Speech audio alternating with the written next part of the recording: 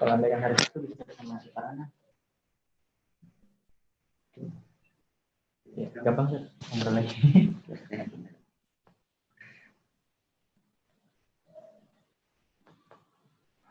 Ini kan lagi.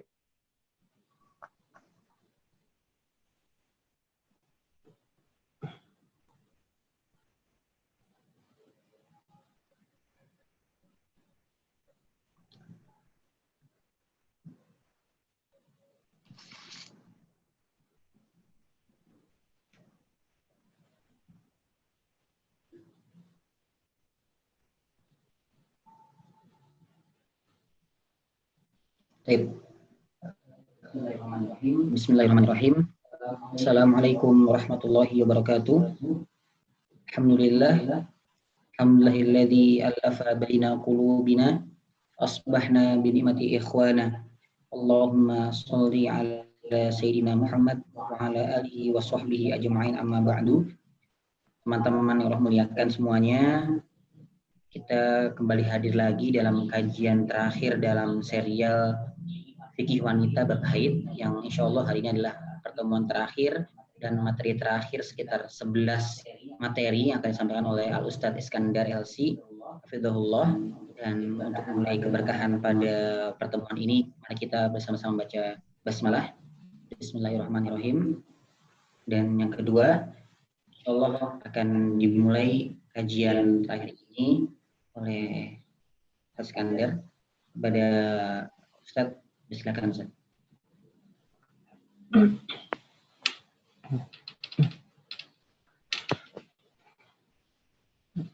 Bismillahirrahmanirrahim. Alhamdulillahirabbil alamin. Wassalatu wassalamu ala asyrafil anbiya'i wal mursalin wa ala alihi wa sahbihi ajma'in. Wa ba'd. Rabbi shrah li sadri wa yassir li amri wahlul 'uqdatam min lisani yafqahu qawli. Qala Allah Ta'ala, ya ayyuhalladzina amanu taqullaha haqqa tuqatih wa la tamutunna illa wa antum muslimun. Ya ayyuhalladzina amanu, qala fi ayatin ukhra, ya ayyuhalladzina amanu taqullaha wa qulu qawlan sadida yuslih lakum a'malakum wa yaghfir lakum dhunubakum wa man yuti'illaha wa rasulahu faqad faza fawzan 'azima. Shadaqallahul 'azim. Wa sadaqa rasuluhun nabiyul karim. Ya. Pertama-tama sebelum kita memulai kajian fikih haid ini, marilah kita bersama-sama bersyukur kepada Allah Subhanahu wa taala atas segala nikmat Allah yang telah Allah berikan kepada kita. Tidak habis-habisnya nikmat Allah yang telah Allah berikan kepada kita. Setiap nikmat sebelumnya ada nikmat, dan setelahnya ada nikmat, dan setiap dua nikmat di tengahnya ada nikmat yang tidak terhitung dan tidak terhingga. Yang kedua, marilah kita berselawat kepada Nabi Muhammad SAW beserta keluarganya, para sahabatnya, dan kepada umatnya hingga akhir zaman. Kemudian berikutnya, marilah kita memperbarui niat kita dalam segala gerak dan diam kita, khususnya untuk kajian ini, marilah kita ikhlaskan kepada Allah Subhanahu wa taala, sehingga duduk kita niatkan pertama adalah untuk menjadi wasilah ketakwaan kepada Allah Subhanahu wa taala. Allah memberikan banyak wasilah untuk menggapai takwa kepadanya, wasilah harta, wasilah kekuatan, wasilah waktu, wasilah tenaga, dan salah satunya wasilah yang paling utama untuk menggapai ketakwaan adalah wasilah ilmu. Ya, niat kedua untuk menggapai ikhlas dalam kajian ini, marilah kita niatkan untuk ibadah. Semoga duduk kita beberapa menit ke depan itu Allah jadikan ibadah yang diterima di sisinya. Niat berikutnya adalah kita niatkan untuk mensyukuri nikmat sebagaimana yang telah kita singgung di awal pembukaan. Niat yang keempat adalah supaya kita bisa menjadi lebih paham akan hukum-hukum Allah, agama Allah, ayat-ayat Allah dan hadis-hadis Rasulullah Shallallahu Alaihi Wasallam, lebih paham dengan perkara yang halal dan haram di dalam agama Islam ini, supaya kita bisa selamat, baik diri kita, keluarga kita, orang tercinta kita, dan umat Islam pada umat manusia pada umumnya. Ya, langsung saja, ini insya Allah menjadi pertemuan terakhir. Ya, kan saya ulang lagi, ya, tidak bosan-bosannya fikih haid itu adalah fikih luas, ya, fikih yang penting sekali. Alasannya 3. Pertama, karena itu dirasakan dialami oleh seluruh perempuan, ya, semua yang balik, hampir seluruh perempuan itu mengalami haid.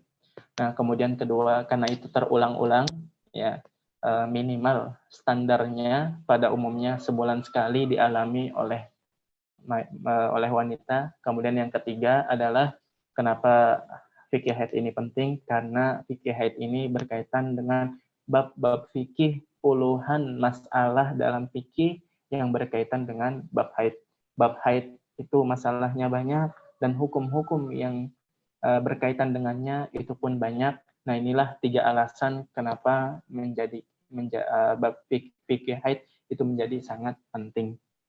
Ya, saya ulangi juga, bahwasanya fikih haid itu terbagi, fikih haid itu pada secara global terbagi menjadi 3. Yang pertama adalah bab haid itu sendiri, kemudian kedua adalah bab nifas, kemudian yang ketiga adalah bab istihadhah. Nah, di kajian di serial fikih PPMI ini kita hanya membahas 2 bab saja, ya, bab haid dan bab nifas. Adapun bab istihadhah ini kami tidak ikut sertakan, karena fikih istihadhah jauh lebih rumit, ya, butuh tatap muka, ya, butuh dengan media yang lebih banyak, dan butuh keyakinan seorang guru kepada seorang murid itu paham apa enggak, ya, karena rumit sekali fikih haid. Sebagaimana pengakuan Imam Nawawi bahwasanya banyak sekali masalah-masalah istihadhah yang mana ulama-ulama yang cerdas saja kewalahan untuk menjawab masalah tersebut. Ya, makanya bab 3 saya tidak ikut sertakan. Saya sendiri merasakan bahwasanya umat banyak sekali jamaah dari berbagai umur bertanya kepada saya tentang masalah istihadhah. Nah, itu saya harus mengumpulkan informasi yang banyak sekali tentang penanya, ya, tentang yang mengalaminya, supaya saya bisa tahu klasifikasi hukum istihadhah dia yang tepat itu apa. Nah, itulah susahnya bab istihadhah. Oleh karena itu kami tidak ikut sertakan dalam serial fikih wanita kajian PPMI ini. Nah, jadi kita hanya belajar 2 bab nih, 100 masalah ini, ya, judul serialnya ini itu hanya 2 bab. Nah, bab kedua, bab pertama sudah saya jelaskan, bab di pertemuan sebelumnya. Nah, bab kedua ini terbagi jadi 3 subbab. Ya, pertama subbab pertama tentu pendahuluan, ya. Bab kedua bab nifas. Nah, pendahuluan. Nah, kemudian subbab pertama itu adalah membahas tentang hamil. Ya, sudah kami jelaskan di episode sebelumnya. Nah, subbab kedua adalah hukum-hukum nifas itu sendiri. Ya. Nah, kemudian subbab ketiga adalah hukum-hukum yang ada di luar nifas, masalah-masalah yang di luar fikih nifas atau fikih haid, nah, tapi berkaitan dengan masalah nifas. Ya, seperti itu. Itu bab ketiga. Nah, di pertemuan terakhir ini insya Allah kita akan membahas 2 subbab dari bab nifas, yaitu subbab hukum-hukum nifas, ya, masalah-masalah nifas, dan masalah-masalah lain di luar nifas yang berkaitan dengan nifas. Langsung saja, bismillah. Ya, masalah pertama adalah minimal durasi nifas. Ya, minimal durasi nifas itu tidak ada patokan minimalnya. Yang penting tatkala seorang wanita melahirkan, nah, kemudian dia melihat sebuah darah, ya, nah, itu maka darah tersebut adalah darah nifas. Ya, walaupun hanya sekali keluar. Ya, nah, setelahnya itu tidak keluar lagi. Nah, maka itu pun itu adalah darah nifas. Jadi nifasnya hanya sesaat. Saya lebih perjelas lagi. Sekarang ya tanggal 12 Dzulhijjah misalnya. Tanggal 12 Dzulhijjah lahiran, Masya Allah. Nah, itu pagi ini lahiran. Nah, pas sudah anak kandungan sudah keluar semua, kepalanya semua, ari-arinya sudah keluar. Nah, ternyata keluar darah lagi, ya sedikit, ya hanya beberapa saat, ya hanya sekali keluar. Nah, sekarang jam 10:30. Nah, katakan jam 11 keluar dia, setengah 11 keluar darah sesaat. Nah, jadi lahiran nih 10:30 nih. Nah, jam 11 keluar darah sedikit. Nah, hanya 1 menit keluar. Nah, setelah darah keluarnya itu 1 menit, itu nggak keluar darah lagi sampai berbelas-belas hari, sampai puluhan hari, nah itu nggak keluar lagi. Nah, maka darah dia itu, yang 1 menit itu, yang jam 11 yang 1 menit itu adalah darah nifas, dan setelahnya itu sudah masa suci. Ya, paham ya? Itu adalah minimal nifas. Berapa minimal nifas? Jawabannya tidak ada minimalnya. Ya, atau dengan redaksi lain, minimalnya nifas adalah 1 kali keluar. Ya, paham ya? Sekali 1 gelombang keluar darah, yaitu keluar. Habis itu nggak keluar-keluar lagi. Nah, itu adalah minimal nifas. Ya, layak untuk mendapatkan hukum darah nifas. Ya, paham ya? Nah, tapi dengan catatan, ya, dengan catatan tidak keluar lagi sampai 15 hari lebih. Ya, tidak keluar lagi sampai 15 hari lagi. Ya. Jadi misalnya ini tadi kita kan 12 Dzulhijjah ya. 12 Dzulhijjah. Nah, itu keluar jam 11 siang tadi. Nah, itu nggak keluar-keluar lagi sampai 12 tambah 15 ya, 27. Sampai tanggal 27 itu nggak keluar darah sama sekali. Ya, sampai tanggal 27 nggak keluar darah sama sekali. Nah, maka dia itu suci selama 15 harinya suci, dan si yang keluar jam 11 hari ini itu adalah nifas yang sudah berakhir. Paham ya? Nah, kalau sebelum 15 hari itu dia keluar darah, ya, ini kan tanggal 12. Nah, keluar darah lagi tanggal 15 udah, ini kan 12 ya, tanggal 20 udah keluar, baru 8 hari. Baru 8 hari udah keluar darah.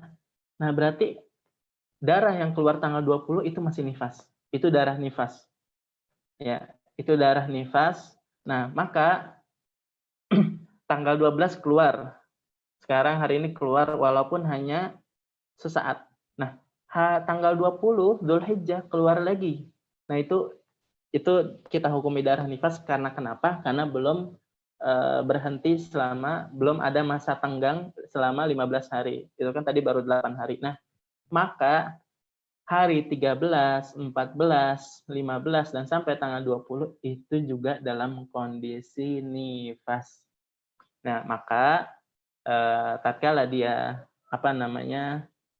sudah, jadi kan dia kira, oh ini tanggal 12 udah saat aja keluar dah, nggak keluar lagi, oh berarti kita harus menganggap diri kita suci. Iya benar. Jadi Anda yang mengalami kasus ini harus menganggap diri suci, dan setelahnya Anda harus sholat, Anda harus puasa, dan boleh berhubungan. Nah, tatkala ternyata tanggal 12 keluar lagi, nah maka nyatalah bahwasanya Anda masih dalam masa nifas, maka Anda puasanya tidak sah dan wajib diqadha, dan sholatnya tidak sah dan tidak wajib diqadha, dan hubungan yang Anda lakukan dari tanggal 12 sampai 20 karena Anda kira itu sudah masa suci, nah itu tidak dosa karena Anda tidak tahu. Ya, seperti itu. Paham ya?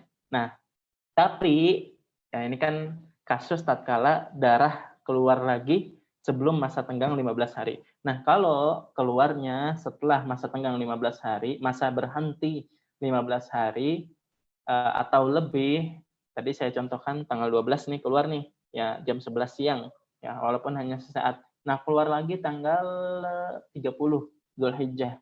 Nah, itu kan jedahnya 18 hari. Nah, maka itu darah yang keluar tanggal 30 Zulhijjah, nah itu adalah darah haid.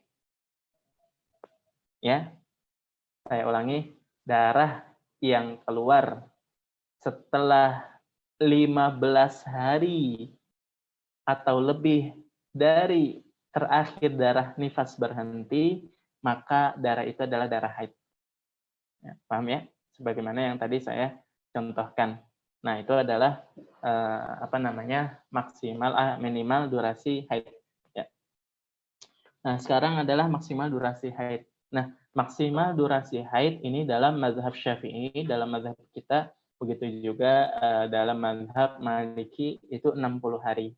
Ya, ini harus dipahami. Dalilnya apa? Dalilnya al-wujud. Dalilnya al-wujud. Al-wujud itu artinya adanya kasus.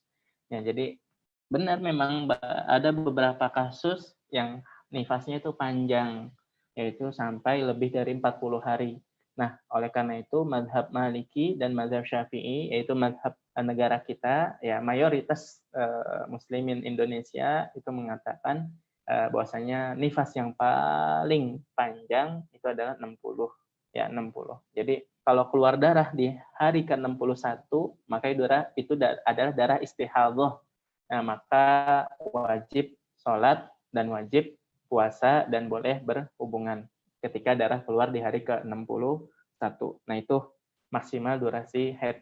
Nah, tapi ada sebagian ulama yang mengatakan maksimal haid itu 40 hari, yaitu mazhab Hanafiyah dan Hanabilah. Ya, jadi kan mazhab yang terkenal, yang tersebar dan pengikutnya sampai sekarang, yang kitab-kitabnya masih sampai kepada kita, yang terjaga itu adalah 4 mazhab, ya, Hanafi, Maliki, Syafi'i, dan Hambali. Nah, ini dibagi 2.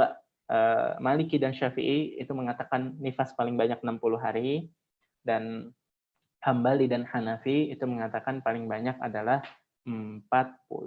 Oleh karena itu, kalau darah keluar di hari ke-41, kalau menurut mazhab mayoritas negara kita dan Malikiyah, itu mengatakan darah keluar yang 41 itu adalah sudah masih darah nifas. Ya, maka nggak wajib sholat, nggak wajib puasa, tapi diqadha. Nah, kemudian nggak boleh berhubungan. Tapi kalau ngikutin mazhab Hanafi dan Hambali, nah itu sudah bukan darah nifas, tapi sudah darah istihadhah. Ya, maka wajib sholat, wajib berpuasa, dan boleh berhubungan. Jelas ya? Ini durasi maksimal nifas. Ya, seperti itu. Nah, sekarang standar nifas. Nah, standar nifas itu dalam mazhab. Nah, masalah standar nifas ini tidak dibahas oleh mazhab kecuali di mazhab Syafi'i. Nah, ini salah satu dalil bahwasanya nggak semua mazhab itu sama masalahnya. Ya, nggak semua mazhab, ini dalil ya, manfaat buat para mahasiswa dan para santri yang mungkin menonton kajian ini, bahwasanya nggak semua masalah fikih itu ada di 4 mazhab tersebut. Ya, jadi guru-guru kami di Saudi, ya mereka mazhab Hambali, ya, tapi mereka memuji mazhab Syafi'i. Apa salah satu pujian mereka? Mazhab Syafi'i itu adalah mazhab yang paling banyak menyinggung masalah. Ya, artinya paling banyak tafri'. Tafri' itu adalah pendetailan masalah, lebih detail. Ya, mazhab Syafi'i itu secara global. Ya, ada beberapa masalah yang di mazhab Syafi'i nggak ada, tapi di mazhab lain ada. Nah, tapi kebanyakan, ya paling banyak mazhab yang paling membahas masalah yang dibahasnya itu adalah mazhab Syafi'i. Ya, jadi katakanlah mukhtasar katakanlah masalah fikih itu ada 200.000 masalah, ya. Jadi semua mazhab dikumpulin, ya, semua masalah fikih dikumpulin, katakan 200.000 masalah. Kenapa saya bilang 200.000 masalah? Karena mukhtasar Khalil dalam mazhab Maliki aja itu mencakup 120.000 masalah. Nah, katakanlah mausu'ah fiqhiyah Kuwaitiyah, ya, ensiklopedia fikih terbesar, ya, yang pernah ada, ya, yang diketahui banyak orang. Nah, itu mempunyai katakan 200.000 masalah. Nah, 200.000 masalah itu mungkin, ya, 180.000-nya itu sudah dibahas di mazhab Syafi'i. Ya. Nah, di mazhab lain mungkin 160.000, di mazhab lain mungkin 140.000. Ya. Oleh karena itu, mazhab Syafi'i, pengakuan dan kesaksian guru-guru kami yang mazhab Hambali di Saudi itu mengatakan mazhab Syafi'i adalah mazhab yang paling banyak tafri'nya, masalahnya. Dan begitu juga paling banyak kitab-kitab yang dikarangnya. Nah, itu adalah salah satu keunggulan yang Allah berikan kepada ulama mazhab Syafi'i. Ya. Nah, jadi durasi standar nifas ya itu di fikih Syafi'i dikatakan adalah 40 hari ya. Dalilnya ya hadis Ummu Salamah radhiyallahu anha, istri Nabi ya, ibunda kaum mukminin ya, beliau menceritakan bahwasanya Rasulullah SAW pernah bersabda, beliau bercerita ya, Ummu Salamah ini, kanan nufasa'u tajlisu ala ahdi Rasulillah sallallahu alaihi wasallam arba'ina yauma.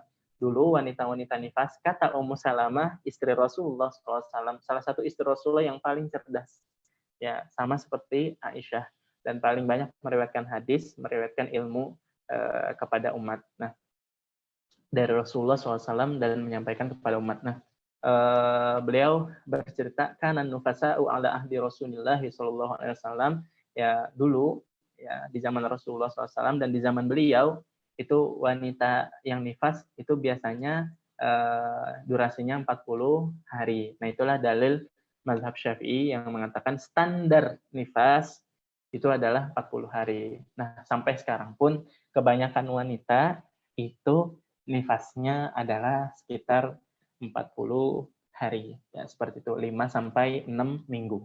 Ya, itu durasi standar nifas perempuan. Nah, sekarang adalah kasus berikutnya adalah hukum nifas dari sesar. Ya, jadi dari kasus persalinan sesar. Nah, ini jadi saya bahas sebisa mungkin pembahasan nifas ini dari masalah-masalah kontemporer juga. Ya, saya bahas juga, saya angkat juga dari masalah-masalah kontemporer. Nah, salah satunya adalah sesar. Ya, sebenarnya zaman dulu ada ya nikah sesar, yaitu dari pusar di belek. Nah, cuman lumrahnya adalah sekarang. Jadi makanya orang dulu, kenapa kok Rasulullah SAW bersabda, barang siapa yang mati karena kehamilan itu dia syahid. Ya, barang siapa yang meninggal karena mengandung itu syahid. Karena kenapa? Karena zaman dulu ya operasi sesar itu masih jarang. Ya, operasi sesar itu makan jarang. Keret ya bukan keret, dikoret ya. Maksudnya dikeluarkan tatkala keguguran. Nah, apa namanya? Operasi pengeluaran sisa keguguran itu. Nah, model-model pembedahan seperti itu zaman dulu masih jarang. Nah, oleh karena itu banyak perempuan yang meninggal karena persalinan. Ya, ketika mengandung atau ketika proses persalinan atau setelahnya. Karena kenapa? Ya itu apa namanya belum secanggih sekarang. Nah, apa hukum nifas yang darah yang keluar dari proses persalinan sesar? Nah, jawabannya adalah tetap menjadi nifas.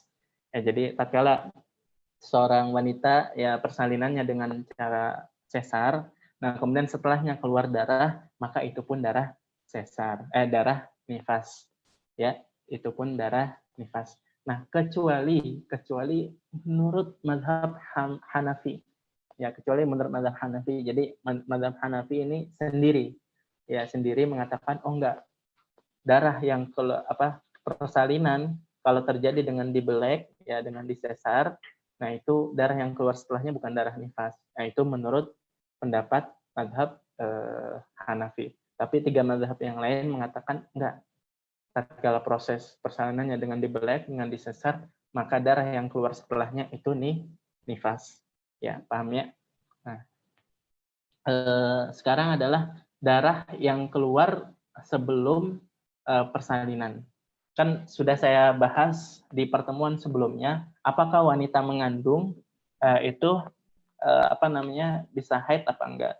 Nah, sudah kami bahas bahwasanya menurut mazhab kita, menurut mazhab ulama Syafi'i itu mengatakan wanita hamil bisa haid. Oleh karena itu darah yang keluar ketika wanita hamil, nah itu adalah darah haid.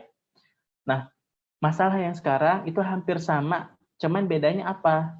Bedanya seminggu sebelum kelahiran atau beberapa hari sebelum kelahiran. Nah, beberapa hari sebelum kelahiran ini ulama membahas juga. Nah, ini darah yang keluar, darah nifas atau darah haid. Ya, darahnya apa nih?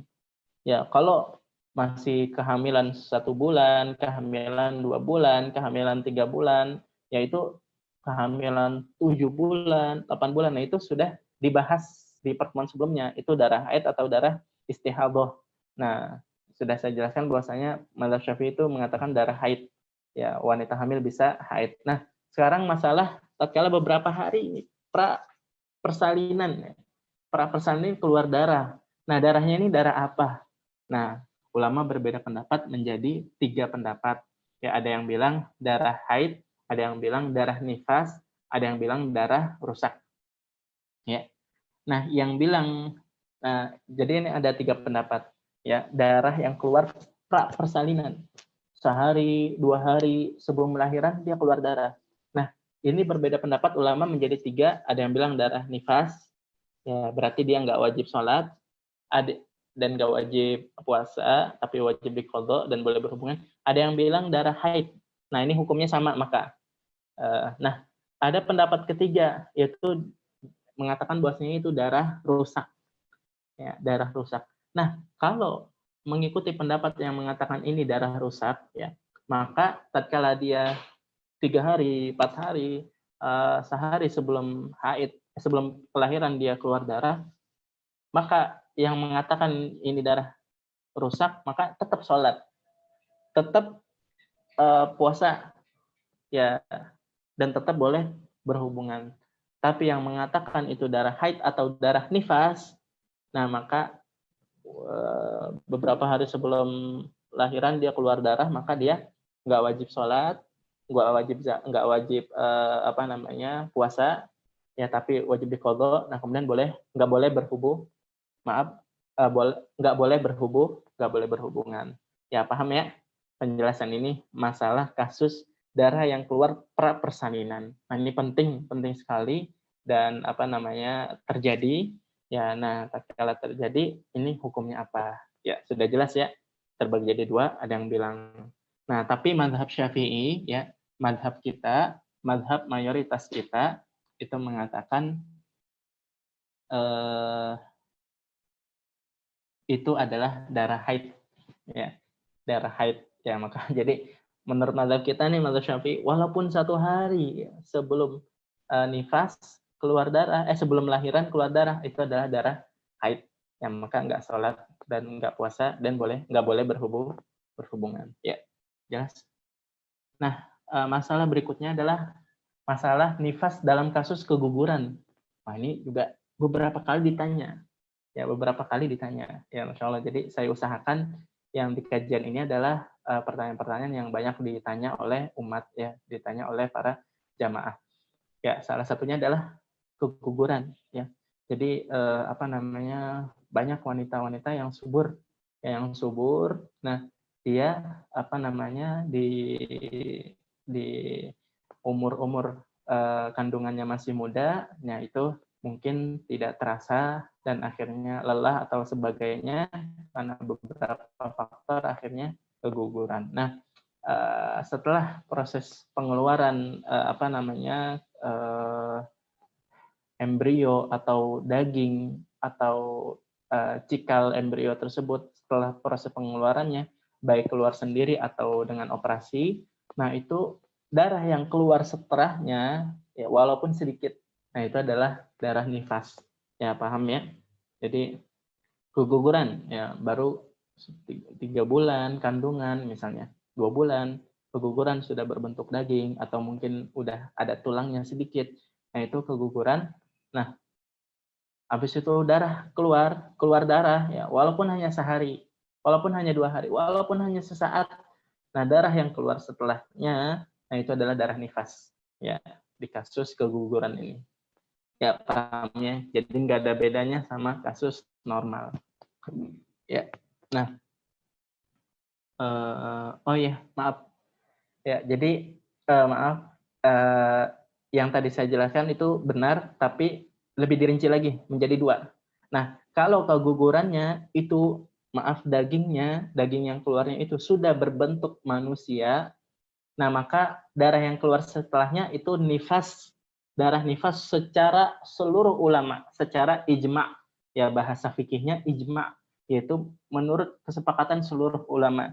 Ya, jadi saya ulangi, keguguran itu terbagi jadi 2. Ya, keguguran terbagi jadi 2. Yang pertama adalah yang keguguran terbagi jadi 2. Pertama, cikal embrionya ini itu sudah berbentuk penciptaan manusia. Misalnya sudah ada tangan, ya seperti itu. Oh, jangan pikirkan mata atau hidung atau mulut, jangan. Ada tangan aja, ya ada tangan, atau ada kaki aja, atau ada kepala aja.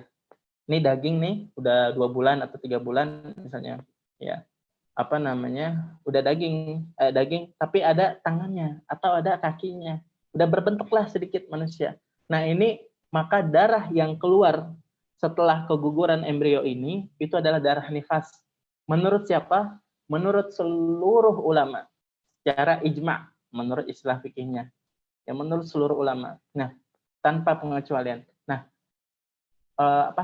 rincian yang kedua adalah tatkala dia keguguran, tapi cikal embrionya ini masih belum ada bentuk manusianya, ya masih daging, ya masih daging bergumpal, masih daging, jadi hitam, masih seperti ati misalnya. Nah, atau masih daging tapi agak encer, udah mirip kayak setengah darah setengah daging. Nah, itu lebih belum ada bentuk manusianya. Nah, yang seperti ini, rincian yang kedua ini, tatkala kegugurannya belum ada bentuk manusianya, nah tatkala dia keluar darah setelahnya, nah itu menurut sebagian ulama itu darah nifas, menurut yang lain itu bukan darah nifas. Ya, bisa dipahami ya. Nah, cuman mazhab Syafi'i itu mengatakan baik yang keguguran itu ada bentuk, sudah berbentuk, sudah ada jelas bentuk manusianya atau belum. Nah, dua keadaan, dua kondisi tersebut tetap darah yang keluar setelahnya dihukumi darah nifas. Ya, paham ya? Ya, seperti itu. Ini saya ingin agak singgung masalah ijma dan ada ikhtilafnya. Ya, paham ya? Ya, semoga bisa dipahami. Nah, kasus berikutnya adalah nifas dalam kasus anak kembar. Masya Allah. Ya, ini saking lengkapnya fikih ya. Saking lengkapnya fikih ya, itu dibahas ya, dibahas yang seperti ini. Nah, tatkala dia mengandung ya, seorang perempuan mengandung 2 bayi atau bahkan bisa jadi lebih. Nah, itu terkadang keluarnya nggak bareng. Ya. Terkadang keluarnya nggak bareng.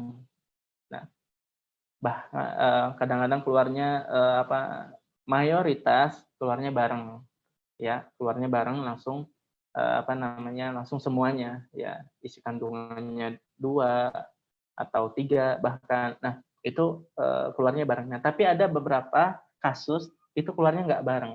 Nah kalau keluarnya bareng jelas nifasnya itu adalah nifas setelah anak yang terakhir keluar, itu baru darahnya darah nifas. Nah, adapun kalau yang darah anaknya itu keluarnya nggak bareng, misalnya seminggu, ya keluar nih hari ini tanggal 12 keluar anak pertama, ternyata yang kedua belum bisa keluar, keluarnya kapan? Minggu depan. Nah minggu depan baru keluar anak yang kedua. Nah dan itu bisa terjadi. Nah maka nifasnya yang mana nih? Nifasnya yang keluar di anak pertama, apa yang keluar di anak kedua? Ya, paham ya? Nah, nifasnya mulainya di mana nih? Atau nifasnya setelah anak yang mana? Nah, jawabannya adalah menurut mazhab kita, ya mazhab Syafi'i, ya mayoritas mazhab warga Indonesia, masyarakat Indonesia adalah dimulai dari anak terakhir. Ya, dimulai anak terakhir. Oh ya, dengan catatan antara anak pertama dan anak terakhir itu enggak lebih dari 6 bulan. Ya, jelas ya. Nah, jadi enggak lebih dari 6 bulan. Ya. Ini lahiran bulan Dzulhijjah. Ya. Ternyata 5 bulan kemudian lahir lagi. Nah, itu anak kembar. Walaupun bedanya 5 bulan. Ya. Ya, bisa dipahami ya. Jadi ini Dzulhijjah keluar 5 bulan lagi, ternyata lahiran lagi. Nah, itu adalah masih kembar itu, masih satu perut, bukan 2 perut, bukan 2 kandungan, masih satu kandungan itu. Kembar jadinya. Nah, berbeda halnya kalau lebih dari 6 bulan. Ya. Ini lahiran sekarang. Ternyata 7 bulan kemudian lahir lagi. Nah, itu berarti yang lahir setelah 7 bulan itu bukan kembar. Ya, tapi adiknya. Ya, artinya sudah pembuahan yang baru. Ya, sudah pembuahan yang baru. Jadi bukan satu perut, 2 perut. Ya, paham ya istilah bahasa Arabnya ya 2 batn. Ya, sudah 2 perut ya. Ya, jadi itu ya dengan catatan antara anak pertama dan anak yang setelahnya itu kurang dari 6 bulan. Kalau 6 bulan atau lebih, nah maka itu beda perut ya atau beda pembuahan. Ya, seperti itu. Nah, kalau kurang dari 6 bulan maka itu masih dihitungi kembar. Ya, artinya satu perut, satu pembuahan. Nah, ya itu seperti itu. Nah, kalau menurut mazhab Syafi'i, darah nifas itu adalah keluar dari anak yang terakhir keluar.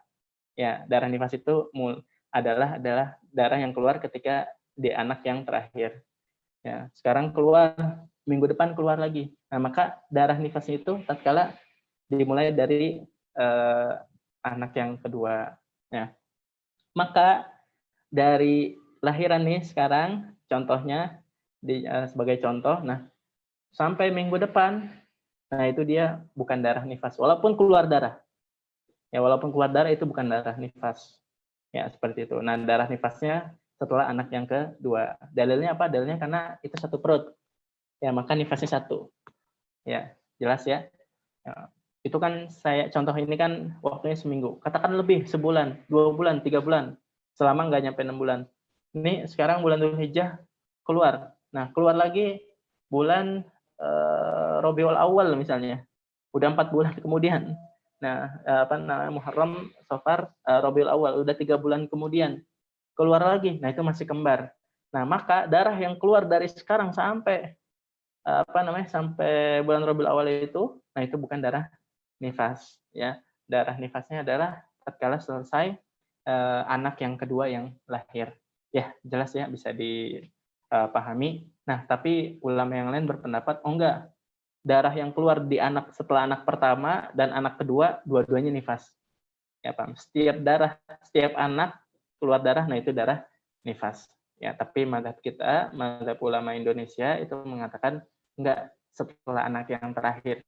Apakah itu 2, apakah itu 3, apakah 4, setelah anak yang terakhir itulah darah nifasnya dimulai. Ya, paham ya? Nah, itu adalah kasus nifas dalam kasus persalinan kembar. Ya. Sekarang adalah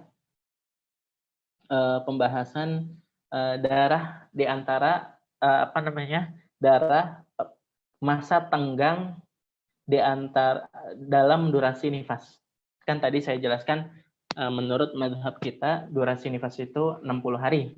Nah, kalau ada masa tenggang, kan ini pasti ya normalnya, standarnya nggak mungkin ya normalnya nggak keluar ya selama 60 hari itu berturut-turut keluar terus enggak. Pasti ada istirahatnya. Pasti ada istirahatnya, apakah setengah hari, apakah sehari, bahkan mungkin 2 hari. Nah, pasti itu ada istirahatnya. Nah, masa berhenti darahnya. Nah, tatkala masa darah berhenti dan masih dalam durasi nifas, nah itu hukumnya apa? Ya, hukumnya apa? Apakah masuk darah nifas, apakah masuknya suci? Ya, paham ya? Saya kasih contoh lahiran hari ini tanggal 12 Dzulhijjah, Masya Allah, ayyamu tasyriq. Nah,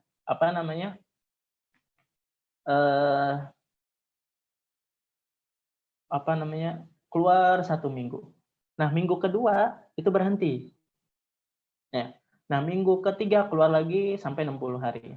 Nah, masa berhenti di minggu kedua ini, ya, itu hukumnya apa? Hukumnya nifas atau hukumnya suci.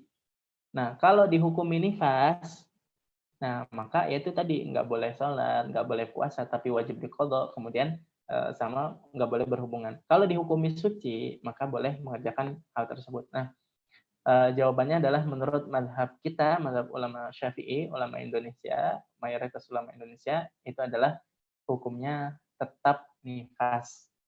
Ya, paham ya? Tetap nifas.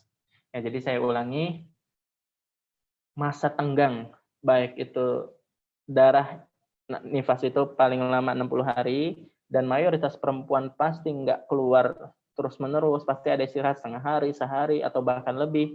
Nah, masa berhenti darah selama masih dalam ruang lingkup durasi nifas, ya, yaitu 60 hari, nah itu adalah dihukumi nifas juga. Ya, dihukumi nifas juga. Ya, paham ya? Nah, ini dengan catatan, ya, sebagaimana yang di awal, ya, catatan yaitu selama masa tenggangnya nggak lebih dari 15 hari. Ya, selama nggak lebih dari 15 hari. Kalau lebih dari 15 hari, maka darah yang keluar, yang sebagaimana tadi saya jelaskan, darah yang keluar setelah masa tenggang 15 hari itu udah darah haid. Ya, paham ya? Ya, seperti itu. Masa tenggang di dalam durasi nifas, itu hukumnya nifas juga. Selama kalau masa tenggangnya atau masa berhenti darahnya itu nggak lebih dari 15 hari. Kalau lebih dari 15 hari, ya sekarang keluar, ya minggu kedua berhenti. Nah, tapi berhenti lagi sampai 15 hari. Nah, maka berarti 2 minggu ya. Maka ini nifas nih, lahiran sekarang. Minggu pertama keluar, minggu kedua nggak keluar, minggu ketiga nggak keluar. Nah, minggu keempat keluar. Nah, maka yang keluar minggu keempat ini adalah darah haid. Karena kenapa? Masa tangganya sudah 15 hari. Ya, paham ya? Nah, itu adalah masalah berikutnya, yaitu masa tenggang yang terjadi, masa berhenti darah yang terjadi dalam durasi haid. Ya. Dalam durasi nifas, maaf. Ya. Nah, sekarang masalah berikutnya adalah persamaan masalah-masalah haid dan masalah nifas. Ya.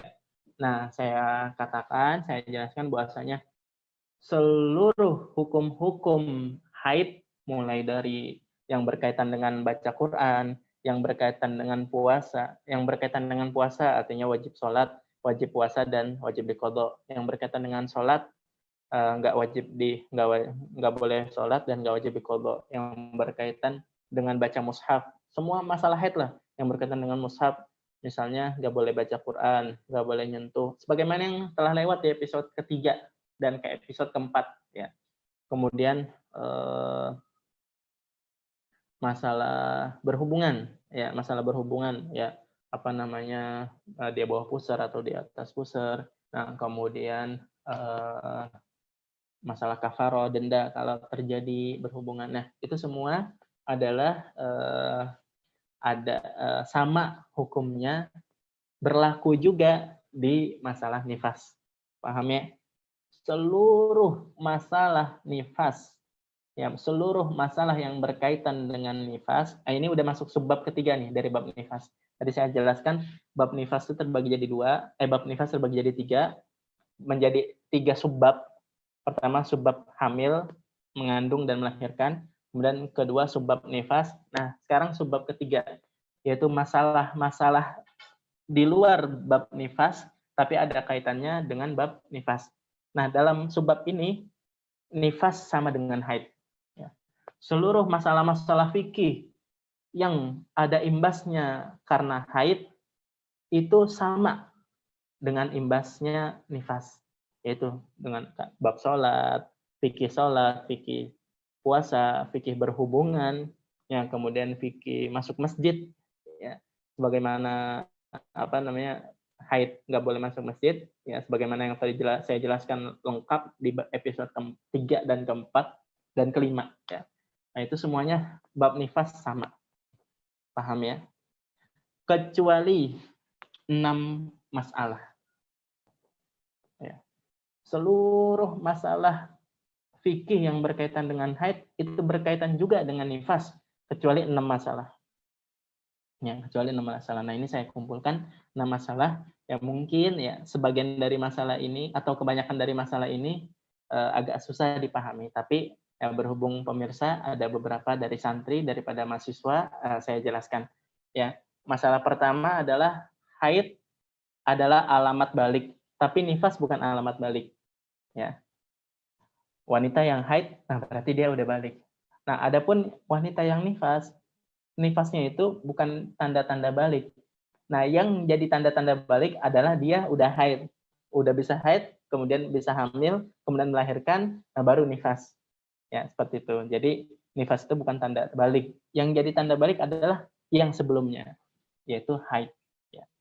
Nah, kedua adalah nifas bukan jadi patokan masa iddah. Ya, paham ya?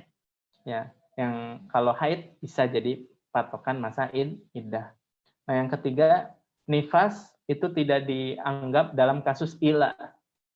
Ila itu bersumpah tidak mau berhubungan dengan istri, tidak mau menggauli istri, ya, berhubungan tanda kutip dengan istri. Nah, itu di masa nifas itu nggak dihitung durasi ila. Nah, tapi kalau haid dihitung di durasi ila.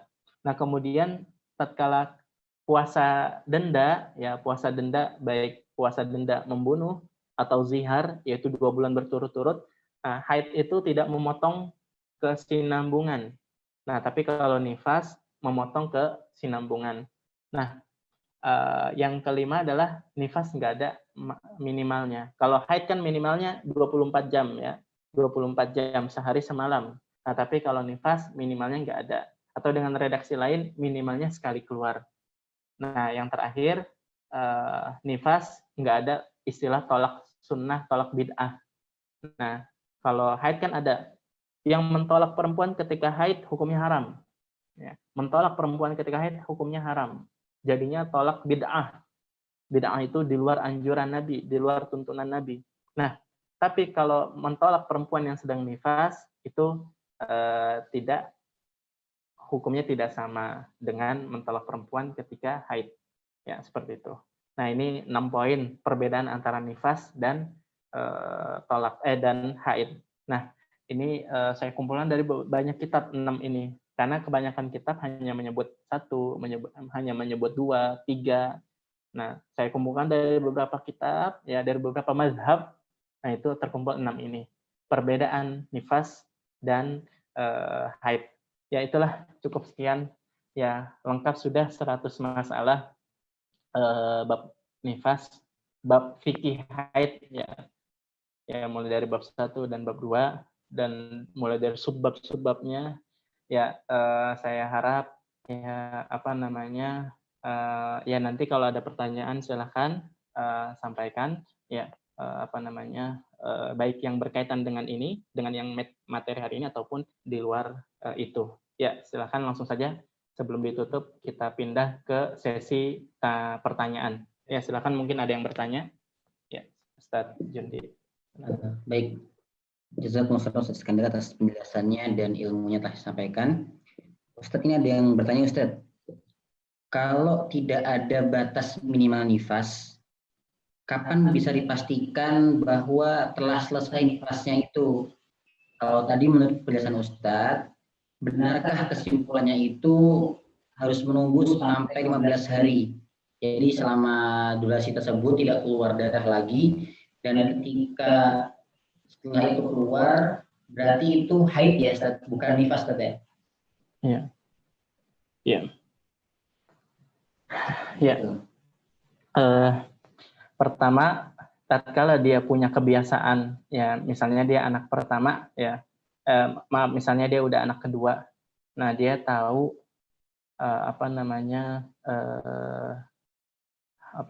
pertama gini, ya pertama sini saya sampaikan, ini kasus yang jarang, ya kasus yang jarang, seorang perempuan keluar nifas tapi hanya sesaat, ya itu jarang. kebanyakan perempuan itu ya pasti keluarnya darahnya banyak. Ya paham ya. Sebagaimana haid banyak, ya nifas itu jauh lebih banyak. Ya, ini wanita sehat, wanita pada umumnya. Nah, ada kasus yang mana hanya keluar hanya sesaat, ya, hanya sedikit. Nah, iya benar. Jadi apa namanya? Pertanyaannya adalah kapan wanita yang sedang nifas menghukumi dirinya itu suci? Ya. Nah, jawabannya adalah sama seperti haid. Ya, sama seperti haid. Nah, tatkala dia sudah keluar, sudah melebihi batas minimal nifas, maka dia harus menghukumi dirinya suci. Nah, maka barang siapa ya yang dia keluar darah nifas, nah, tapi keluar darahnya sesaat. Nah, habis itu nggak keluar lagi. Nah, maka seketika itu juga ya, apalagi dengan tanda-tanda ya, tentunya dengan tanda-tanda. Nah, gejala nifas itu hampir sama dengan gejala haid. Nah, apalagi dengan tanda-tanda kan ya, dengan tanda-tanda misalnya darahnya hanya sedikit ya. Kecuali kalau darahnya keluar banyak, itu insya Allah jangan tunggu berapa jam lagi juga insya Allah keluar lagi, yaitu darah ya. Nah, tapi andaikan terjadi ternyata darahnya keluar dan berhenti di hari pertama dan kita kita bisa menebak, oh ini kok kayaknya nggak bakalan keluar lagi karena mungkin gelombang itu yang terjadi itu hanya sedikit ya. Nah itu berarti dia berarti dalam kesehatan pun dia perempuan yang tadi proses nifasnya itu sedikit. Nah, maka dia harus menghukumi dirinya suci. Ya, seketika itu juga. Nah, tatkala maka dia mandi. Nah, kemudian ini lagi-lagi harus dibayangkan ini kasusnya yang jarang ya, kasus jarang.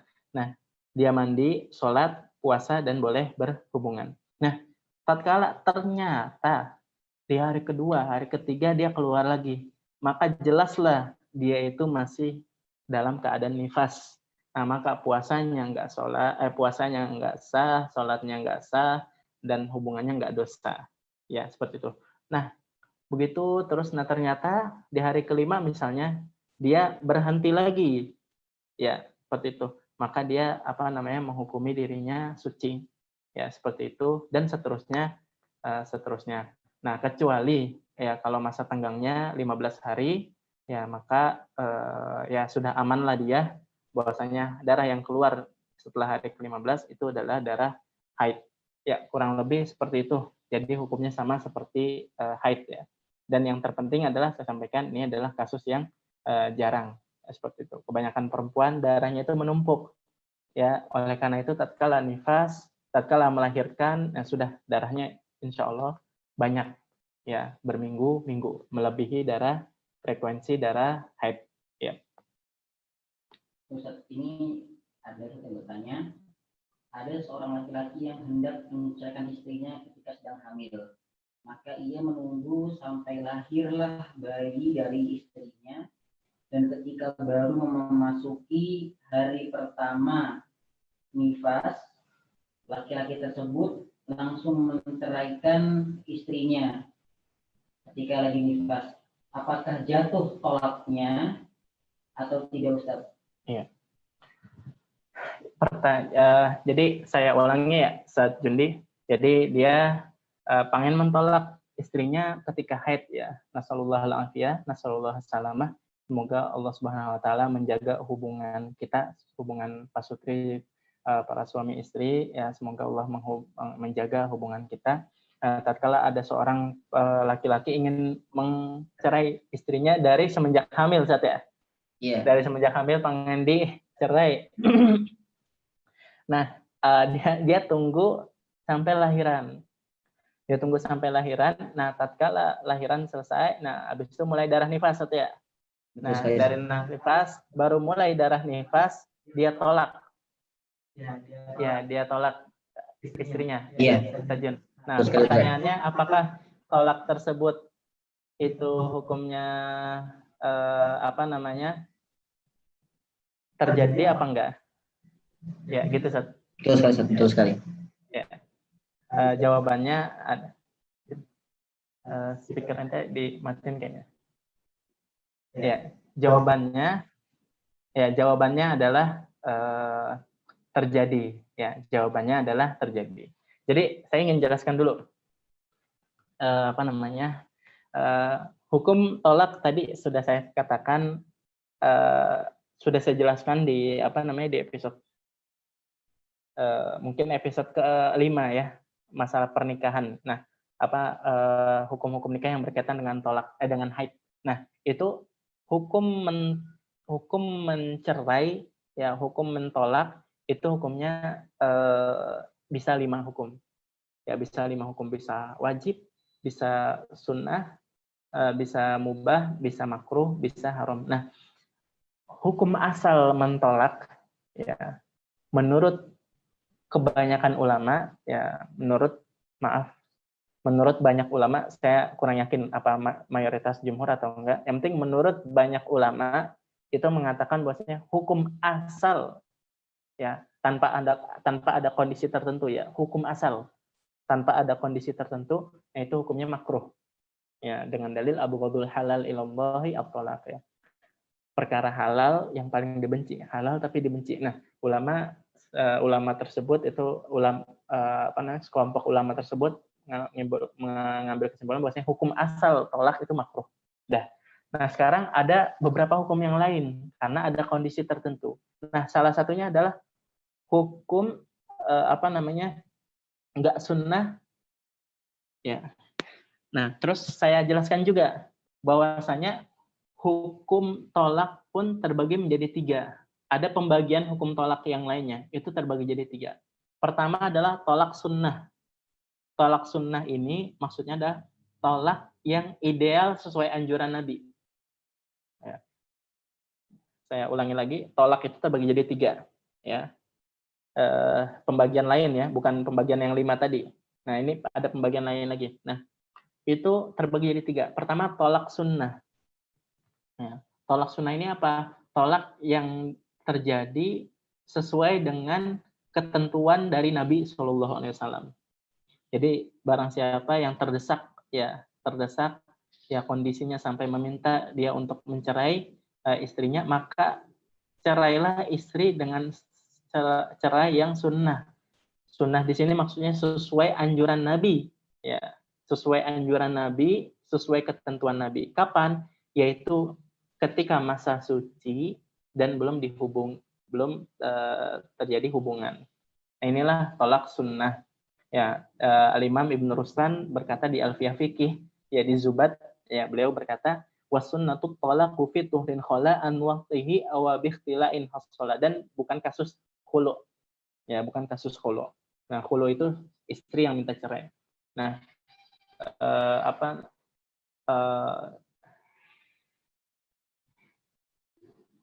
ya itu sunnah ya. Tolak sunnah. Yang kedua adalah tolak bid'ah. Ya, tolak bid'ah. Tolak bid'ah itu gimana? Tolak bid'ah itu adalah tolak yang terjadi ketika dia haid, ya. Nah, tatkala dia haid, nah atau ketika masa suci tapi sudah terjadi hubungan. Nah, itu tolak bid'ah namanya. Tolak bid'ah itu tolak yang tidak sesuai dengan anjuran Nabi. Ya, tidak sesuai dengan anjuran Nabi dan hukumnya haram. Ya, hukumnya haram, tolak bid'ah ini. Nah, ada pembagian ketiga, yaitu tolak yang tidak bid'ah dan tidak sunnah.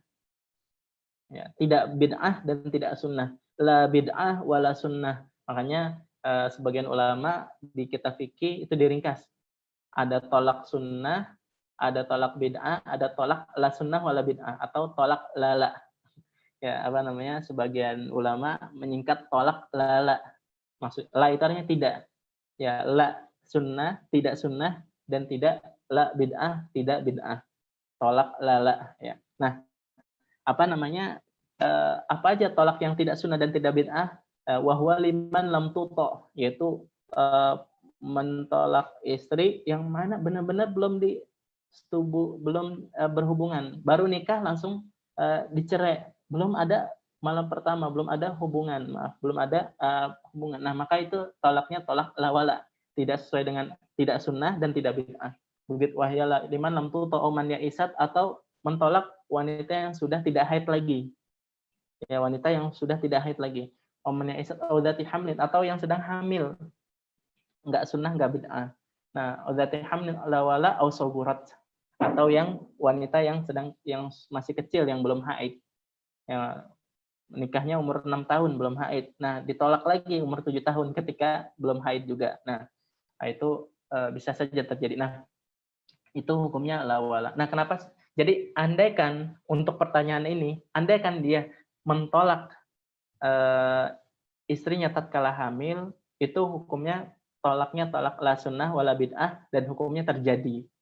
Ya, kenapa kok enggak sunnah? Ya, karena kenapa enggak sunnah dan enggak bid'ah? Karena dia udah tahu dia itu udah bakalan jadi calon ayah.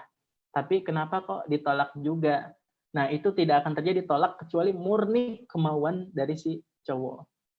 Ya, ya paham ya. Jadi kenapa kok tolak dilarang ketika sedang haid atau ketika ketika suci tapi sudah dibuahi, sudah terjadi hubungan. Kenapa? Karena takut nanti dia punya anak. Ya, seperti itu. Nah, tatkala memang benar dia udah punya anak tapi masih ditolak juga, nah makanya jadi nggak haram. Artinya kenapa mafsadah yang tadi dikhawatirkan sudah nyata gitu. Jadi dia udah punya anak tapi tetap masih mau mentolak. Nah, makanya berbeda dengan tolak bid'ah. Nah, kalau mentolaknya ketika sudah nifas, nah itu juga sama hukumnya terjadi. Ya, terjadi. Jadi beda antara tolak ketika haid sama tolak ketika nifas.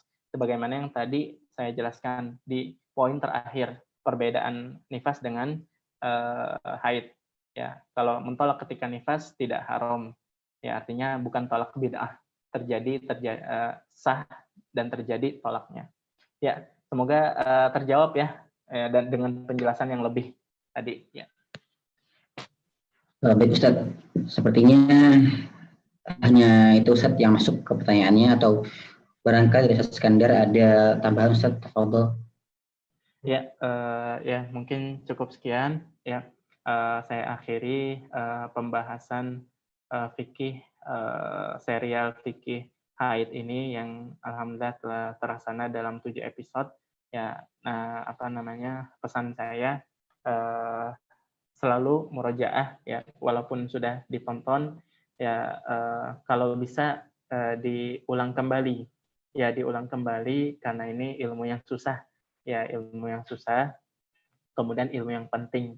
Ya, penting tapi susah. Nah, itu kan harus lebih diulang-ulang.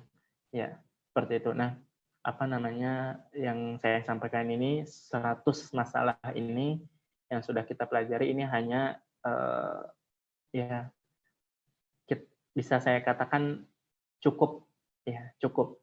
Artinya masalah haid yang di luar 100 ini banyak.